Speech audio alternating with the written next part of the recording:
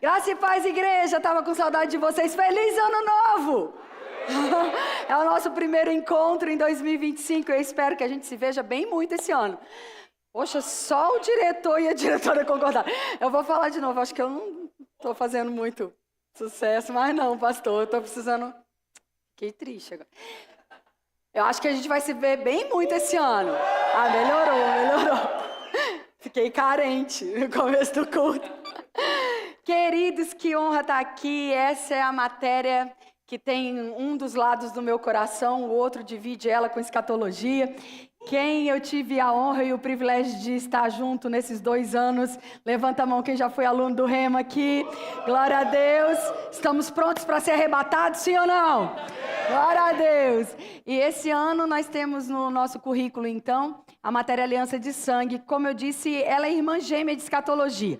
As duas precisam caminhar bem junto, porque senão a gente vai para desequilíbrios, né? A escatologia, ela coloca teu olho no futuro, a aliança faz você agradecer por tudo aquilo que Deus fez ao longo da história. Faz a gente perceber quem a gente é como identidade, como filho. Faz com que você nunca mais participe de uma ceia do mesmo jeito. Nunca mais, depois que a gente tem a aliança de sangue, a gente consegue vir para o culto de ceia e ter a mesma compreensão que a gente teve no passado. Sim ou não? Para quem já fez aliança. Não é verdade, gente? Agora, eu já vou aqui toda vez que eu venho aqui, o meu lado profético, ele é ativado. É uma coisa impressionante. Inclusive, tem até toalha de profeta. Deixa eu falar uma coisa para vocês. Gente, essa igreja tá pequena.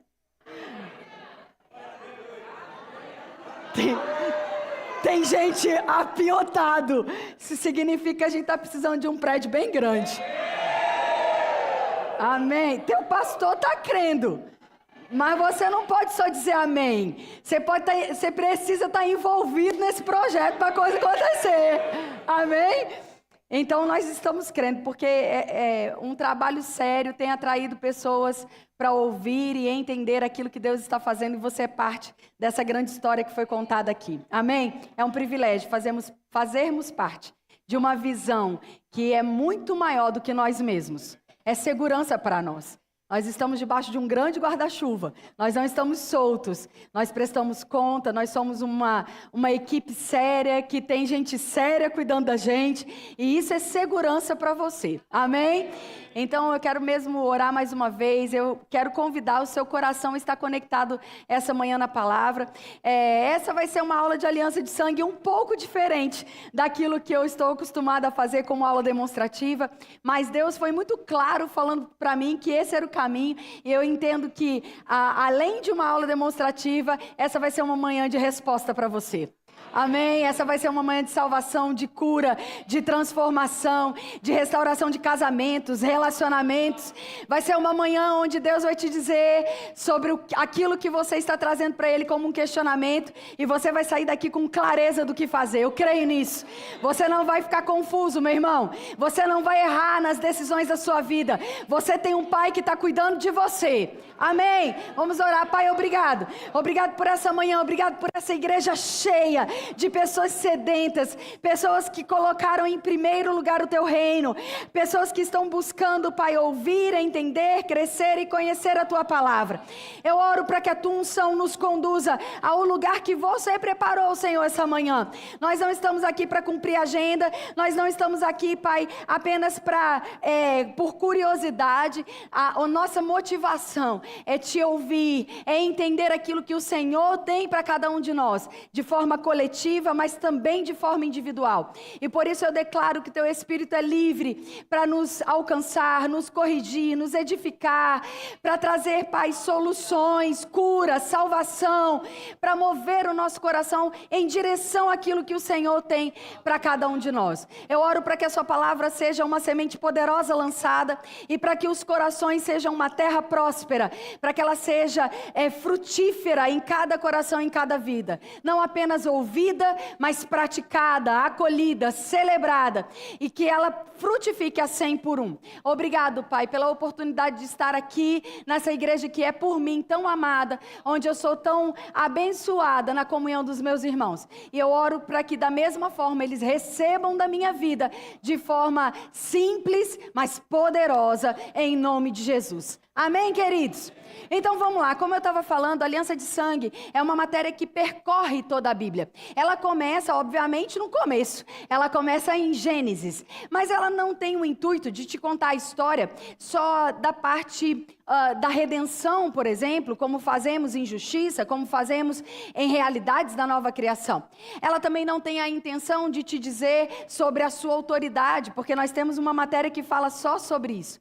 A aliança, ela vai revelar qual é o plano de Deus, qual é a mente de Deus, o que Deus estava pensando quando nos criou. E isso começa naquele ambiente maravilhoso que é o Éden, naquele ambiente de jardim.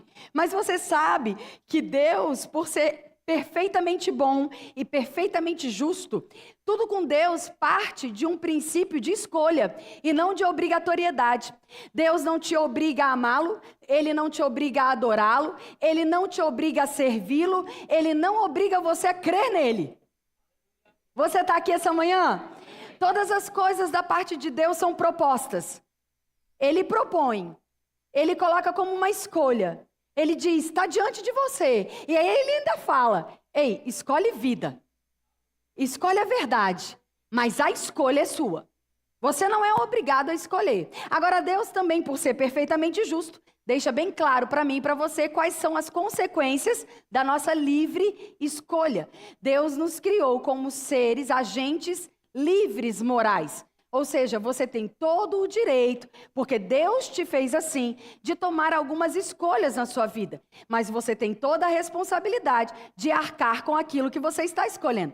Isso para qualquer área da nossa vida, inclusive sobre a eternidade. Quando estava lá no jardim, Deus deixou bem claro para Adão e depois para Eva, quando eles já estavam habitando no jardim, qual era o seu plano. Frutifiquem, multipliquem, governem, encham toda a terra e tenham domínio sobre as coisas que eu criei. E ó, tá vendo aquela árvore? A árvore do bem e do mal, não comam. Se um dia vocês comerem, vocês certamente morrerão. Mas existia a árvore da vida, e essa a gente quase nunca fala dela. A gente coloca muito foco na árvore do bem e do mal, porque acabou sendo a árvore que eles tomaram do fruto, comeram e pecaram. Mas existia uma fonte de vida, a fonte da árvore da vida, que fazia com que aquela ligação entre Adão e Eva e Deus fosse permanente, fosse real, fosse eterna. O plano de Deus se cumprindo de forma maravilhosa. Quando Adão e Eva tiveram mais fé no diabo do que em Deus, as coisas deram errado. Meu Deus, que silêncio. Vou falar de novo. A gente fala muito da desobediência de Adão e Eva, mas desobediência é fruto de fé. Fé na coisa errada. Quando você tem fé em Deus, quando você acredita no que Deus está dizendo, você obedece a Deus, sim ou não? Mas naquele momento eles acreditaram mais no que o diabo falou do que no que Deus tinha dito. Logo, eles transportaram a fé deles para o que o diabo estava falando. E a consequência disso foi quebrar a aliança, foi desobedecer. Você está aqui? E a gente sabe que naquele momento Deus, ele vem e ele manifesta uma redenção. Na matéria aliança de sangue, você vai perceber que a primeira aliança que Deus faz com o homem não é depois do pecado, é antes. Quando da costela de Adão, ele forma Eva, derramando assim o primeiro sangue. Fazendo assim a primeira aliança que tem sangue, porque o sangue fala de vida. A vida está no sangue. Você está aqui comigo? Deus estava então fazendo a sua aliança, a gente chama de aliança edênica, porque ela foi feita no Éden, ela foi feita no lugar de delícias, no lugar da provisão, no ambiente onde eles tinham toda a provisão para crescer e se desenvolver, e toda a terra ficaria cheia da glória de Deus. Mas no momento em que eles quebram a aliança, Deus então estabelece uma outra aliança. E essa vai ser seguida por mais 7. As alianças redentivas. As alianças que vão alcançar o homem, agora na sua fragilidade, para trazer o homem de volta àquele lugar que o homem nunca deveria ter saído. O dia que a gente pecou como humanidade, nós quebramos a aliança. Nós nos divorciamos de Deus. Você está aqui. Deus não fez essa aliança para ela ser quebrada. Deus abomina a quebra da aliança. Deus olha para a aliança e fala, é eterno. Deus nunca falhou em nenhuma das suas alianças. Nunca. Ele nunca errou em nenhuma das suas alianças. Ele nunca não cumpriu as suas promessas. Deus sempre foi fiel. Mas toda vez que o homem tinha uma atitude de não cumprimento das alianças, Deus então tirava aquela, revogava aquela e estabelecia uma nova, para que o homem tivesse a oportunidade de entrar em aliança com ele novamente e assim seguir até Jesus chegar. Jesus é a aliança perfeita. Jesus é a última aliança. Jesus é a aliança que nos trouxe de volta para o Éden, de novo para aquele lugar de autoridade, governo, multiplicação, frutificação, vida com Deus. Nós não estamos mais separados. O véu que separava já não separa mais. A distância do pecado já não existe mais, porque agora a presença de Deus, que é o selo da aliança, o seu Espírito, habita dentro de mim, dentro de você. Oh, aleluia! Naquele momento que Adão e Eva pecam, Deus faz aliança adâmica, matando um animal, tirando o seu couro, tirando a sua pele e vestindo a vergonha de Adão e Eva. Na nova aliança, o Cordeiro de Deus veio a esse mundo, morreu naquela cruz e te deu vestes de alegria, vestes de justiça. Cada uma das coisas da velha aliança apontam para a perfeita aliança, apontam para a condição de filho perdoado, amado, resgatado, curado. Oh, aleluia! Quando nós estamos estudando a aliança de sangue, amados, você nunca mais vai enxergar a história de Noé do mesmo jeito, você nunca mais vai ver a lei do mesmo jeito, você nunca mais vai ler Abraão do mesmo jeito. Porque cada uma delas não conta apenas uma decisão, uma história natural, uma escolha, mas mostra onde Jesus estava em toda a história. Aponta para nós, em cada uma daquelas histórias, qual era o plano de Deus, o amor de Deus. As coisas, às vezes, mesmo no tabernáculo, às vezes a gente passa pela figura do tabernáculo e a gente não se dá conta, por exemplo, do nome das suas portas. Existiam 3 portas. O que foi que Jesus declarou? Jesus disse: eu sou o caminho, e a... Esse era o nome das portas do tabernáculo. Caminho, verdade e vida. Ninguém vai ao Pai se não for pelo caminho. Nada na Bíblia, amados, estava solto. Nada na Bíblia está desconectado de um grande sinal apontando Jesus Cristo. Agora, quando você lê a Bíblia com esse olho, com esse entendimento, com essa compreensão, aí é outra coisa. Não é mais aquele, nossa, essa história, nossa, isso aqui não tem nada a ver comigo. É muito bicho, é muita... Não. Você vai entendendo em cada uma das histórias aquilo que está escondido, para que os nossos olhos, aqueles que estão buscando o rei, tenham os segredos revelados. Deus nos deu a conhecer as verdades da sua palavra. E é importante que você tenha essa sede, tenha esse desejo de compreender as escrituras da forma correta, com a revelação correta. E por causa disso, a aliança é uma matéria muito extensa. Como eu disse, ela começa literalmente em Gênesis e ela vai correndo toda a Bíblia até a redenção. Então a gente vai de uma beira até quase Apocalipse. A gente vai a Bíblia inteira passando aliança por aliança. Mas Deus me levou a uma história que eu sei que é conhecida da maioria de nós que já é crente há algum tempo, já sabemos, já ouvimos a história de uma aliança que é muito importante. Porque, você está acompanhando aqui comigo? Todas as alianças tiveram começo, meio e fim. Todas elas. Todas elas teve um início, todas elas teve um cumprimento, todas elas tiveram o seu sinal, o seu símbolo, o seu memorial, o sangue derramado. Todas elas foram cumpridas. Ou porque os homens falhavam em guardar, ou porque o tempo daquela aliança se esgotava e Deus levantava outra, como foi a lei e a graça. Você está aqui? Mas tem uma aliança que é diferente de todas as outras. E o nome dessa aliança é a aliança davídica, ou davídica. As duas formas estão corretas. A aliança que Deus fez com Davi. E essa é uma aliança muito curiosa, porque todas as outras alianças, nós temos acesso a elas através das Escrituras. Nós lemos sobre Abraão, nós lemos sobre Moisés, até sobre Jesus, nós lemos. Nenhum de nós aqui viveu no tempo que Jesus esteve na terra pela primeira vez, andou, comeu com os discípulos, dormiu, fez milagre. Nós estamos no tempo esperando a sua volta. Você está aqui comigo? Mas tem uma aliança que vai se cumprir diante dos nossos olhos. E essa é a aliança davídica. Essa é a aliança que Deus fez com Davi. Porque dentro da aliança com Davi existiam coisas que já aconteceram. Mas tem uma promessa.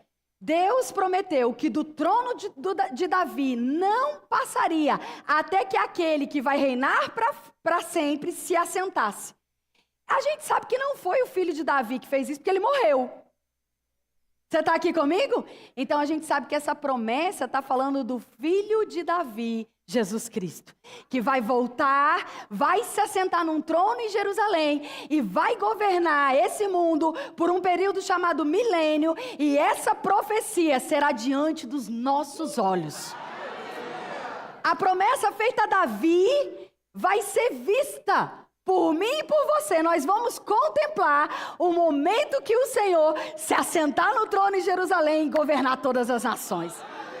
Uau! E essa aliança, ela tem um aspecto de fidelidade e honra que muito tem a ver com a fase que estamos vivendo. Sabe, ontem eu estava ministrando e eu falei isso, eu quero repetir aqui essa manhã. Queridos, não falta palavra. As pessoas têm palavra na rádio, palavra no YouTube, palavra no Instagram, palavra no TikTok, palavra nos stories, palavra, palavra, palavra. Não falta pregação, embora que nem tudo que está sendo pregado é bíblico. O amém pode ser melhor, para você ficar esperto com isso. Amém. Nem tudo que é gospel é bíblico. Amém. Mas tem muita palavra sendo liberada dia e noite. Você tem acesso. Com o celular na mão você tem acesso a muito estudo, a muito conteúdo. Mas sabe o que as pessoas estão desejando ver? Vida. O evangelho não pode virar moda. Não pode estar na boca de qualquer um falando em nome de Jesus. O sangue de Jesus tem poder. Nós não podemos, amados, ser comparados àqueles que não conhecem, apenas replicam. Você está aqui, o nome de Jesus tem poder na boca daquele que sabe quem é Jesus. A autoridade está com aquele que sabe quem é em Jesus. Não é qualquer um dizendo na rua o que ouviu ou deixando tão comum essas expressões. As pessoas estão sedentas de ver na vida da igreja a aliança que a igreja prega. E isso tem a ver com a nossa conduta, com a nossa moral, com a honra, com uma palavra que eu amo, integridade. É ser inteiro, é ser intenso, é ser honesto.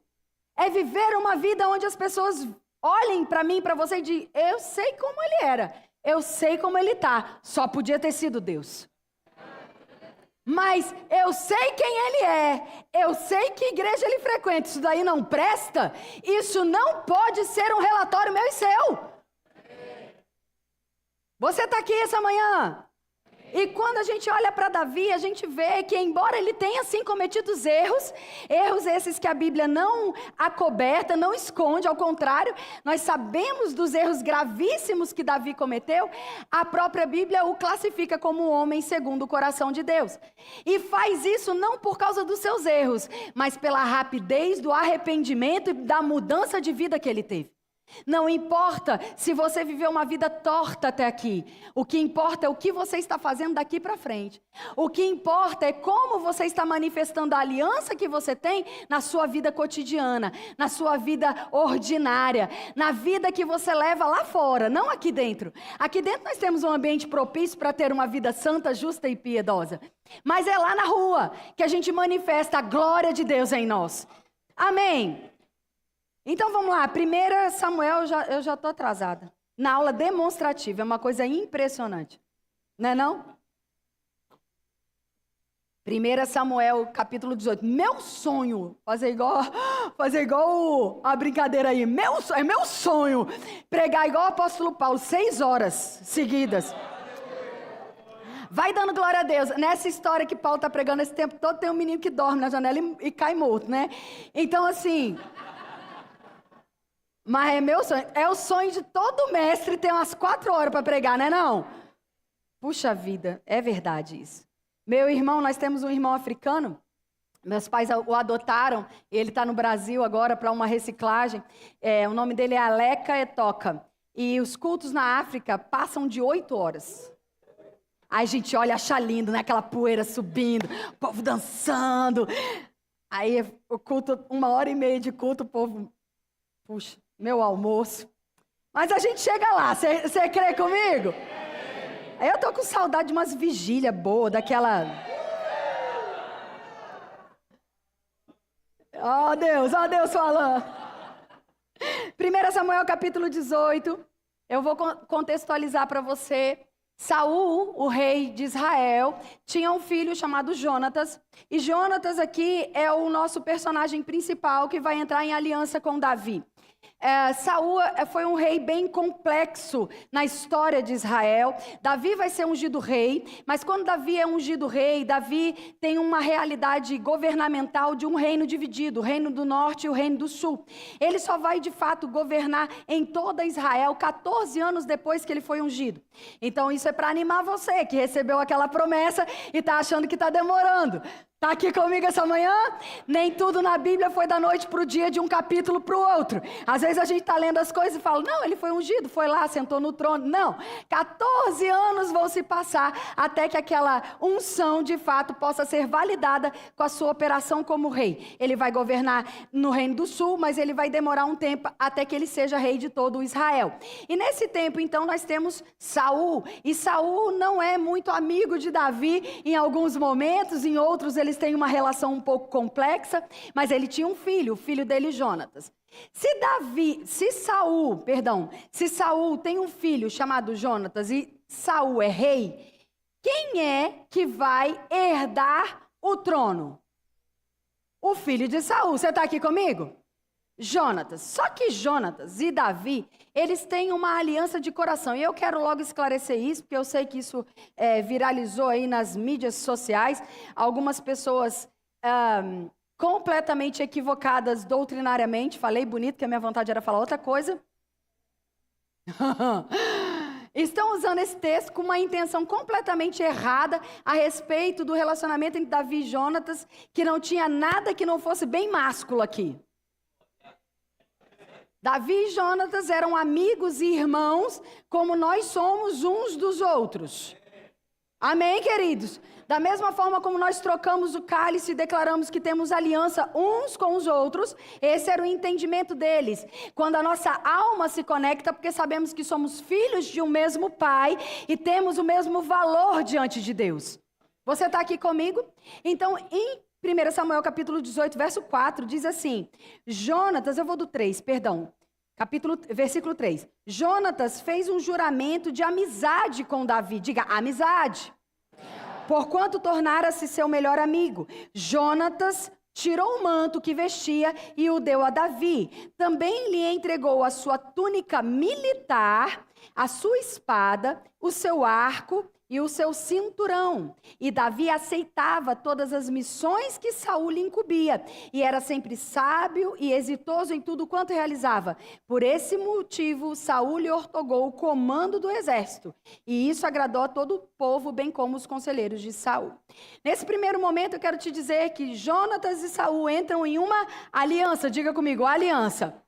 Você pode perceber comigo que a roupa aqui é algo muito importante, porque naquela época eles se vestiam muito igual. Eram túnicas, eram batas, eram roupas muito iguais. Então, como é que fazia distinção de autoridade, de alguém que precisava liderar, de alguém que estava sobre uma unção específica como os sacerdotes? Mudando as vestes, trazendo cinturões, trazendo adornos nas vestes que começavam a serem identificadas. Amém, pessoal? Então, percebam, Davi não tinha essa distinção na sua roupa, até que Jonatas, então, dá a roupa sacerdotal, dá a roupa de autoridade, de filho do rei, para Davi. Ele fala, o que é meu é seu. Então, a prática da aliança de Átique é, tudo o que eu tenho é seu também. Tudo que me pertence, quando eu entro em aliança com você, pertence a você também. Nós fazemos uma troca de pertencimento. A sua vida e a minha vida estão ligados por aliança. Na nossa prática, na nossa cultura, alguns rituais vêm da aliança, o próprio casamento. As promessas, o juramento, as testemunhas, tudo isso vem das práticas de aliança. Outra prática muito comum, que cada um de nós em algum momento já fez ou já teve a experiência de ver alguém fazendo, quando fechamos um negócio, quando compramos algo, é comum apertar as mãos. É assim ou não é? É que é difícil fazer comigo mesmo. Mas você está aqui comigo? Quando nós apertamos as mãos, essa prática é uma prática de aliança. Na época eles cortavam as mãos, misturando o seu sangue, dizendo: agora nós estamos unindo as nossas vidas. A minha vida é a sua vida e a sua vida é a minha vida. Porque o que era dito era levado a sério. O próprio anel da aliança, que chamamos de aliança, né? O anel de casamento que simboliza a aliança que temos, nessa época era feita uma cicatriz. Era cortado o dedo, jogado cinzas até que cicatrizasse. Então aquela aliança era eterna. Era uma cicatriz. A minha vida e a sua vida estão conectados para sempre. Você está aqui comigo essa manhã? Diante disso, você vai ver toda a história que a Bíblia vai narrar sobre Davi, sobre Jonatas, a amizade deles, a fidelidade deles. O tempo vai passar e, como eu disse, Davi agora vai assumir o seu lugar de trono. Vai comigo para 2 Samuel, nesse momento nós já temos Davi reinando. 2 Samuel, capítulo 9. 2 Samuel, capítulo 9, verso 1 a 5, primeiro. 2 Samuel 9, verso 1 a 5. Diz assim: certa ocasião, Davi... Você já está lá comigo? Vocês estão recebendo alguma coisa essa manhã? Certa ocasião, Davi questionou a si mesmo: será que alguma pessoa da família de Saul ainda vive? Se houver, eu gostaria muito de encontrá-la e fazer algo de bom por essa pessoa, em memória da minha aliança com Jonatas. Em algumas versões está em memória da minha amizade por Jonatas. Então convocaram Ziba, um dos servos da família de Saul, para apresentar-se a Davi, e o rei lhe indagou: tu és Ziba? E ele prontamente respondeu: teu servo, Senhor. Versículo 3. O rei prosseguiu: resta alguém na família de Saul a quem eu possa demonstrar lealdade de Deus? Uau, queridos, presta atenção, não deixe isso escapar dos seus olhos. Olha como é que essa fase da vida dos homens de Deus levava a sério coisas que a nossa cultura e a nossa geração talvez não esteja com tanta densidade assim. Uma vez que eles haviam entrado em aliança, uma lealdade havia sido apresentada. E não era lealdade aos homens, mas uma vez que eu tenho uma lealdade para com Deus, ela é demonstrada aos homens. Se eu prometi diante de Deus, eu preciso cumprir para você. Porque é uma coisa que valida a outra. Não adianta prometer para Deus, mas não cumprir com os homens. Por isso é diante dos homens e diante de Deus. Não adianta falar, mas Deus conhece meu coração. Deus também conhece suas atitudes. Esse papo de, não, mas Deus conhece meu coração. Mas o coração precisa ser correspondente à atitude que se tem. Você está aqui, você está feliz? Amém. Davi, então, agora está dizendo, tem alguém ainda? Porque eu tenho lealdade com a aliança. E a lealdade de Deus precisa ser manifestada a alguém da casa de Saul. Uau! E o rei, então, versículo 3, né, ainda. Ao que replicou Ziba: ainda há um filho de Jonatas, aleijado dos pés. O que tinha acontecido? No momento de guerra, vou colocar aqui a babá, né, de Jonatas, para contextualizar, havia pego ele, e ao pegar o menino para sair correndo numa situação de cerco, ele caiu ao chão e ficou aleijado dos 2 pés. Crianças, homens aleijados naquela época, eram colocados a par de toda a sociedade. Eles eram tirados do convívio da sociedade. Imagina você que com todas as facilidades que temos hoje, já é tão difícil você ser alguém com mobilidades especiais ou limitadas. Já é tão difícil você transitar, arrumar um emprego, ser considerado, sim ou não? Imagina nessa época de guerra, onde basicamente todo homem macho nascido numa casa não tinha escolha a não ser um guerreiro, ser alguém que lutava, ser alguém que caçava. Nós não tínhamos geladeira, luz elétrica, internet. Você está aqui comigo, gente? Não tinha ninguém trabalhando no computador. Todas as pessoas precisavam de uma ação para a sobrevivência. E com isso, quando alguém sofria um acidente como esse, era posto de fora de todo o convívio da sociedade. E foi o que aconteceu com esse menino. Então, olha só no versículo 5. Então, em seguida, o rei Davi mandou trazê-lo da cidade de Lodebar. Diga comigo, Lodebar. A história de Mefibosete que eu acabei de falar está em 2 Samuel, capítulo 4. Quem quiser anotar, 2 Samuel 4:4 é que conta como ele ficou aleijado dos pés, tá? É porque eu não tinha dado a referência. Então, o nome desse menino era Mefibosete. E ele estava morando em um lugar chamado Lodebar. Lodebar significa sem pasto, terra árida, lugar de sequidão. Então, aquele menino sem esperança, aquele menino sem futuro, aquele menino que era rejeitado pela sociedade, que era um Zé Ninguém, você está aqui comigo? Tirado do convívio de todos, foi colocado em um lugar, e o nome desse lugar não era Éden. Não era lugar de delícia, não era lugar de provisão, era Lodebar, terra seca, sem pasto. Então, versículo 6. Então Mefibosete, filho de Jonatas, neto de Saul, veio à presença de Davi, se prostrou com o rosto em terra e fez-lhe reverência. Davi o chamou pelo nome, Mefibosete? E ele prontamente respondeu ao rei, eis aqui o teu servo. Então Davi o tranquilizou, dizendo, não fique com medo. Eu te chamei para lhe mostrar bondade, para lhe demonstrar bondade por amor a Jonatas, teu pai, meu amigo, restituirei todas as terras de Saul, pai de teu pai, e tu sempre haverás de comer à minha mesa.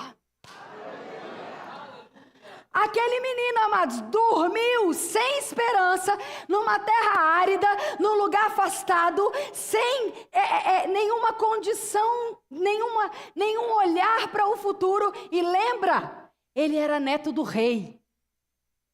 Lembra quem ele era? Ele era neto do rei. Mas lembra que o filho do rei, o filho de Saul, entra em uma aliança com Davi. Davi agora é rei, mas por causa da aliança que ele tem com Jonatas, ele fala, tem alguém vivo da casa de Saul? Eu quero mostrar minha lealdade. Eu quero demonstrar a lealdade de Deus com a aliança. Manda chamar o escravo fala, tem um menino. O menino é filho de Jonatas. Jonatas? Meu amigo de aliança? Em quem eu dei tudo e de tudo recebi, manda trazer. Onde que ele está? Ele está naquele lugar sem esperança, afastado de todo mundo, na terra árida, na terra que não dá nada, na terra sem pasto.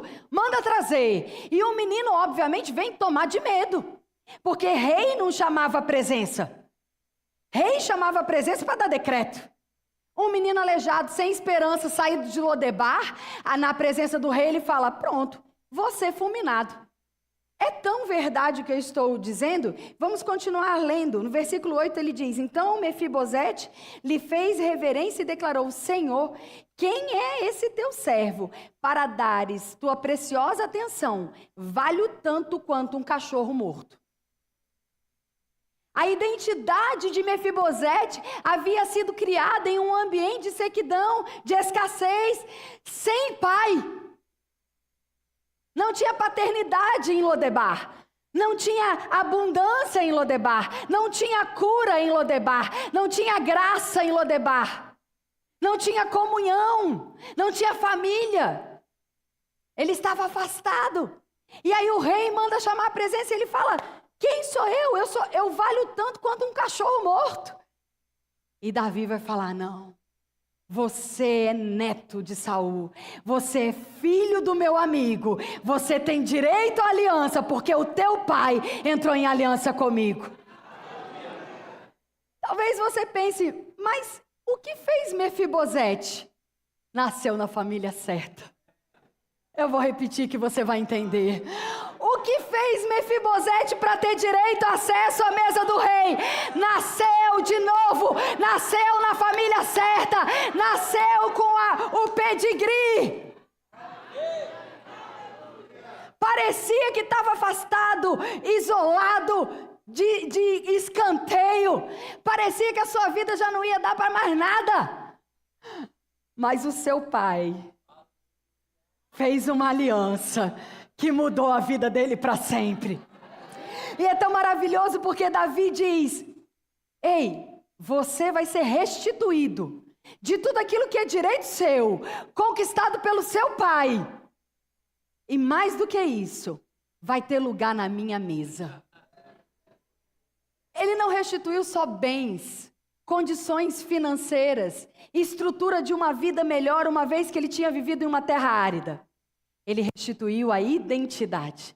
Mesa é comunhão, mesa é cura, mesa é paternidade, mesa é resposta, mesa é redenção, mesa é pão e vinho, mesa é lugar de filho. Você já entendeu comigo que eu e você somos Mefibosete? Nessa história, eu e você estávamos em um lugar maravilhoso, até que o diabo nos aleijou, nos jogou no chão, nos escravizou, nos colocou em um lugar de sequidão, de terra árida. Não tínhamos mais acesso direito. Mas o nosso Pai enviou o seu Filho, que fez uma aliança e nos tornou seus filhos. E Deus pode dizer: tem alguém na terra que fez aliança com meu filho? Porque se tem gente na terra que fez aliança com meu filho, traga a minha presença. E eu e você podemos olhar para isso e falar: se Deus me chamasse à presença dele, com a minha intenção, com a minha compreensão de identidade de Lodebar, de escravo, de indigno, de nada, o verme, o cachorro, o não presta, o não vai dar em nada. Se Deus me chama na presença dele, sim ou não? O medo de se aproximar, o pecado havia nos afastado, a minha consciência de indignidade tinha alicerçado o meu coração. Então o Deus, o rei, diz: ei, não fique com medo. Você não conquista nada por você mesmo. Foi a aliança do meu filho que te resgata ao lugar que você nunca deveria ter saído.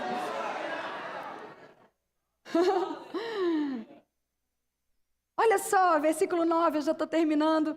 Imediatamente Davi chamou Ziba, servo de Saul, e ordenou: dá o filho do teu senhor tudo o que lhe pertencia, a Saul e a toda a tua família. Tu cultivarás a terra com os teus filhos e servos, e colherás dos frutos, para que o filho do teu senhor tenha alimento para comer. Mas Mefibosete, filho do teu senhor, comerá sempre, diga sempre, a minha mesa. Ziba tinha 15 filhos e 20 servos. E ele responde ao rei: Ziba respondeu ao rei: o teu servo fará tudo o que o rei, meu senhor, ordenou. E o rei acrescentou: Mefibosete passará a comer na minha mesa como filho do rei. Amados, Lodebar não é o seu lugar. Lodebar é esse lugar de eu não presto, eu não tenho nada, eu não sou ninguém. Na minha família, na minha história, o meu passado, o meu pai, não importa. Um dia o nosso rei enviou o seu filho e ele se propôs a entrar em uma aliança comigo e com você. E Jesus, quando fez essa aliança, ele falou: você quer fazer uma aliança comigo? E eu olhei e falei: eu estou em Lodebar. Eu não tenho nada. E ele fala: não, eu te dou o meu tudo e você me dá a você mesmo. Essa é a aliança da redenção. Eu te dou o meu tudo. Eu te dou o direito de filho, herdeiro, co-herdeiro, salvo, justificado, amado. Eu te dou acesso à mesa, eu te dou acesso à cura, à paz, à alegria, à eternidade. Eu te dou o meu tudo. Pai, você só me dá você. Eu não preciso de nada que você tem, eu não preciso do seu passado, eu não preciso de um nome, eu preciso do seu coração. Senhor, eu quero te dar o meu coração. Sabe essa expressão? Se você quer aceitar Jesus, erga as suas mãos. Vem cá, minha filha, eu não honrei ninguém, né, hoje. Nem ninguém, eu honro daqui a pouco, pastor, perdão. Eu já entrei com medo do tempo. Essa é minha filha linda. Amém? Esse é o meu genro lindo, que quer casar com a minha filha linda. Quando você quer aceitar Jesus e você ergue a sua mão que você já aceitou Jesus. Deus do céu entra em uma aliança com você. Agora Deus está dizendo: a minha vida é a sua vida, e a sua vida é a minha vida. Você se torna filho, herdeiro, co-herdeiro. Assim como Jesus é meu filho, você se torna meu filho. E aí, obrigado.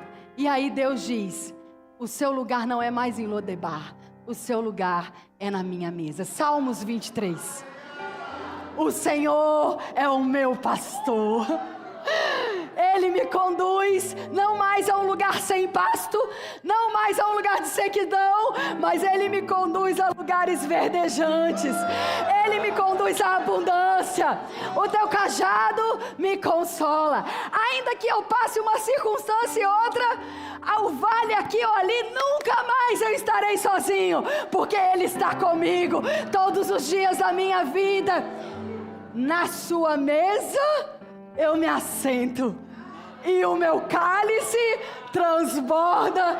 Na presença dos meus inimigos, bondade e verdade me seguirão todos os dias, e eu me assentarei à mesa todos os dias. Todos os dias, até aquele dia glorioso que nós seremos levados. E a Bíblia diz que Jesus está aguardando. Numa nuvem, Ele vai nos chamar. Nós vamos subir e tem uma mesa posta. A Bíblia chama em Apocalipse 19 as bodas do Cordeiro. Você consegue deixar a sua imaginação te levar para esse lugar onde o Espírito Santo Ele dá uma cena para você e para mim. Eu tenho quase certeza que é a mesma cena que a gente vê, porque é o mesmo Espírito que está dando a cena. Uma mesa muito comprida, num lugar muito bonito. Aquela mesa enorme, Deus sentado, Jesus à sua destra, e cada um de nós puxando uma cadeira. E vai chegar uma hora que Ele vai dizer: eu aguardei ansiosamente tomar o cálice com vocês novamente. Agora nós não estamos tomando o cálice em memória, nós estamos finalmente bebendo o cálice da aliança eterna. A aliança de sangue, amados, não é uma matéria que vai te contar sobre passado. Ela vai contar para você que o amor de Deus por você nunca mudou. Ele é o mesmo, do começo ao fim, de eternidade em eternidade. Ele te tirou de Lodebar, Ele te colocou a sua presença na mesa. Você pode dizer essa manhã comigo: Lodebar, nunca mais. Amém? Mas você pode dizer isso com raiva do diabo: Lodebar, nunca mais. Oh, aleluia!